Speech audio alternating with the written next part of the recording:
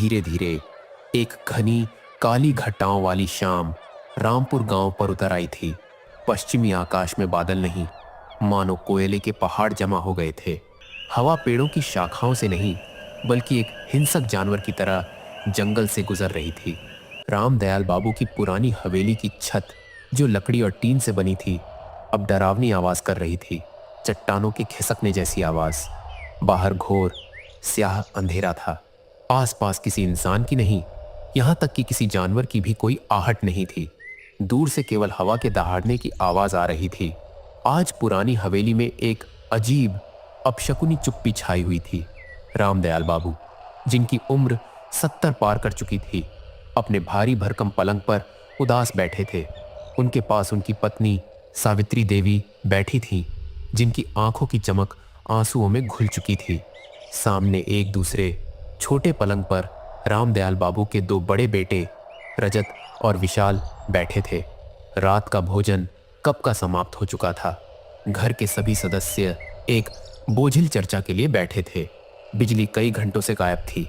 घर के एक कोने में जलता हुआ मिट्टी के तेल का लैंप फड़फड़ा रहा था, जिसकी पीली सी थरथराती हुई रोशनी चारों ओर एक अजीब सा हल्दी जैसा रंग फैला रही थी। रामदयाल बाबू ने अपने सूखे होठों को तर किया और बोले, मैं तुम्हारे छोटे भाई देवांश को ढूंढते ढूंढते थक गया हूं। मैंने भी गांव में हर जगह पूछ लिया है, पुजारी जी से लेकर मुखिया जी तक सबसे पूछा, लेकिन सबने यही कहा, कोई आहट नहीं, कोई परछाई नहीं। अरे वो तो इतना मासूम था कि उसका दिल तो बस भक्ति में लगता था। पता नहीं क्या हुआ ऐसा। हाँ, वो दुनियादारी से कोसों दूर था, इसीलिए मैंने भी उस पर कभी जोर नहीं दिया। पर वो अचानक ऐसे कैसे गायब हो गया? कोई नामो निशान नहीं, कोई पत्र नहीं। क्या जमीन का लालच उसे खा गया? पिताजी, हम सब ने उसे बहुत ढूंढा है, पर आप उस पर इल्जाम क्यों लगा रहे हैं? वो तो खुद ही लापरवाह था। उसे तो हमेशा अपनी छोटी छोटी चीजों की चिंता रहती थी। संपत्ति की क्या फिक्र होगी उसे? संपत्ति की फिक्र उसे नहीं थी, पर मुझे थी। मैं बूढ़ा हूं। मैंने तय किया था कि ये पुश्तैनी जमीन जिस पर तुम्हारी नजर है, उसका आधा हिस्सा देवांश के नाम कर दूंगा। रजत और विशाल के चेहरे पर एक पल के लिए घबराहट की गहरी छाया आई और गुजर गई। तुम दोनों तो कमाने वाले हो, तुम्हारी गृहस्थी भी चल रही है। देवांश असहाय है, इसीलिए तो मैंने दस्तावेज अभी भी आधे आधे तैयार रखे हैं, और अगर वो लौट आया तो तुम दोनों को उसे पूरा सम्मान देना होगा। और मैं अब ये कागजात और ये लेन देन अब नहीं संभाल सकता हूं।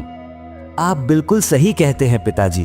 देवांश के ना होने पर यह जिम्मेदारी अब हम दोनों की है, और अब हम सब संभाल लेंगे। हाँ पिताजी, आप आज चिंता ना करें और आराम करें। मैं कल सुबह वकील से मिलकर कागजात समझने की कोशिश करूंगा। आज तो बाहर बहुत अंधेरा और तूफान है। ठीक है, अभी तुम लोग खाना पीना खाओ और सो जाओ। कल मैं तुम्हें सब समझाऊंगा। हवा में जंगल की सड़ी हुई पत्तियों और हरी मिट्टी की तेज महक थी। हवेली के अंदर की गर्माहट कम हो रही थी। सभी के चेहरों पर अब उस लैंप की पीली नहीं, बल्कि एक भयावह नीली परछाई थी। रजत बेहद बेचैन था। वह अपने कमरे में गया, पर उसे नींद नहीं आ रही थी।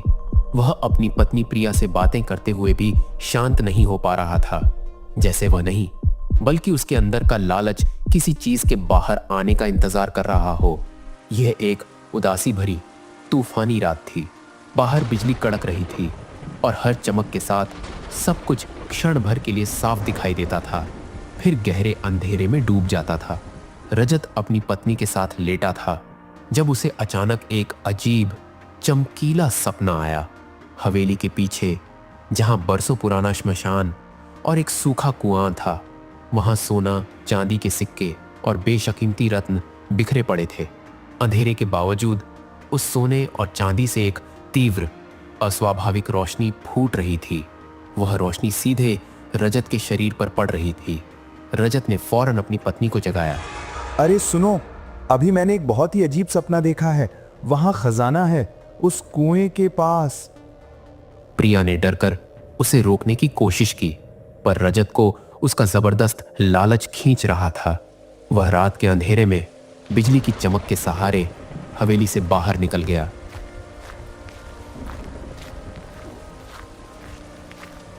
वह उस बारिश में चल रहा था। उसके अंदर खजाने का पागलपन था। अचानक रामदयाल बाबू के दरवाजे पर फिर से जोरदार दस्तक हुई।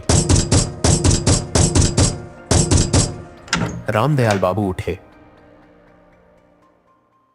क्या बात है बहू, इतनी रात को क्या हुआ?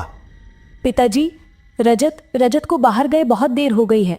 वो कोई सपने की बात करके चला गया और अभी तक वापस नहीं आया। मुझे बहुत डर लग रहा है।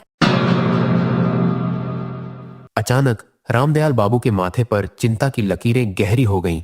वो बोले, चलो बहू, बाहर मौसम भी ठीक नहीं है, चलकर देखते हैं। रामदयाल बाबू ने टॉर्च और छाता लिया। वे दोनों बारिश में लथपथ हवेली के पीछे की ओर चल पड़े।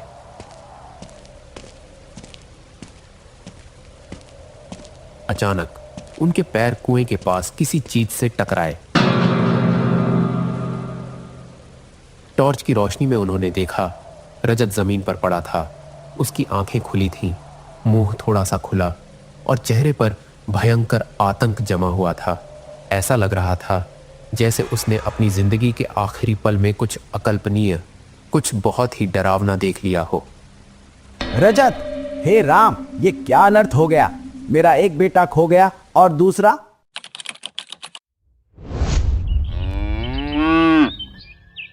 सुबह का आकाश साफ हो रहा था, पर सूरज अभी भी बादलों में छिपा था। गांव के धुंधले ग्रामीण रास्तों पर चाय की दुकानों पर भीड़ थी।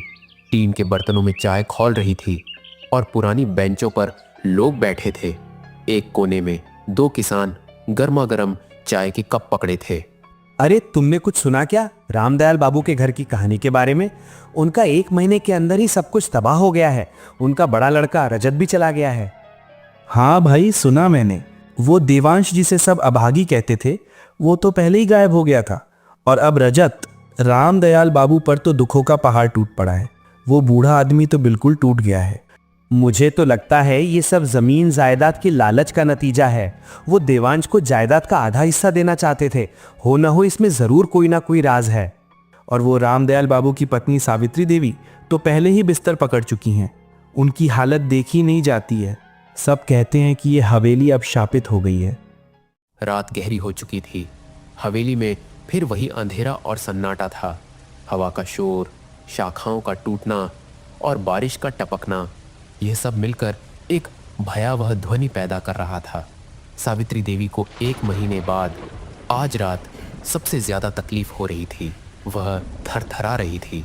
उनके हाथ पैर कांप रहे थे। रामदयाल बाबू उनके पास बेबस बैठे थे। प्रिया, रजत की विधवा, उनके किनारे खड़ी थी। पिताजी, माँ की हालत बहुत खराब है। उनकी सांस नहीं आ रही है। हमें डॉक्टर को बुलाना ही होगा। हाँ विशाल, तुम जाओ और डॉक्टर को ले आओ। छाता ले लो, बाहर मूसलाधार बारिश है। विशाल हाथ में टॉर्च और छाता लेकर अपनी मां के लिए डॉक्टर को लाने निकला। तेज बारिश छाते पर एक कर्कश ताल बना रही थी। उसके मन में एक ही विचार था, जल्द से जल्द डॉक्टर को लाना है। गांव की सड़क पर घना अंधेरा था। हर जगह पानी भरा हुआ था। विशाल सड़क के बीच में था। अचानक जब उसे लगा कि कोई उसके पीछे चल रहा है, धीमी गीली कदमों की आवाज के साथ वह पीछे मुड़ा। टॉर्च घुमाया पर कुछ नहीं दिखा। केवल बारिश की परछाइयां पेड़ों पर नाच रही थीं। उसने खुद को समझाया, यह सिर्फ बारिश की आवाज है। फिर अचानक एक तेज और बर्फीली आवाज गूंजी। भैया, विशाल भैया, कहाँ जा रहे हो इतनी रात को अकेले? विशाल की सांस गले में अटक गई और उसी पल विशाल के पेट में असहनीय दर्द उठा, जैसे किसी अदृश्य हाथ ने उसके अंदरूनी अंगों को मरोड़ दिया हो। लालच, अपराधबोध और दर्द के मारे वह जमीन पर बैठ गया। वह कांप रहा था। टॉर्च की रोशनी उसके हाथ में स्थिर नहीं थी। दर्द से उसका दम घुट रहा था। बारिश के बीच से धीरे धीरे कुछ हिलता हुआ उसकी ओर बढ़ा। पहले सिर्फ एक धब्बा, फिर वह धब्बा घना अंधेरा बन गया। अंधेरे ने एक रूप लिया, एक विकृत चेहरा जिसमें देवांश के नाक नक्श थे, पर आंखें सफेद थीं और होंठों पर एक अजीब ठंडी और खूनी मुस्कान थी। बारिश हो रही थी, पर उस आकृति पर पानी नहीं रुक रहा था। देवांश, तुम यहाँ? विशाल भैया, मैं, और आज पूर्णिमा की रात है। मैं तुम्हें भी खत्म करने आया हूँ। तो क्या तुमने रजत को मारा है? हाँ, मैं अकेला कैसे रह सकता था भैया? मुझे तो अकेलेपन से बहुत डर लगता था। विशाल चीखता हुआ वापस हवेली की ओर भागा।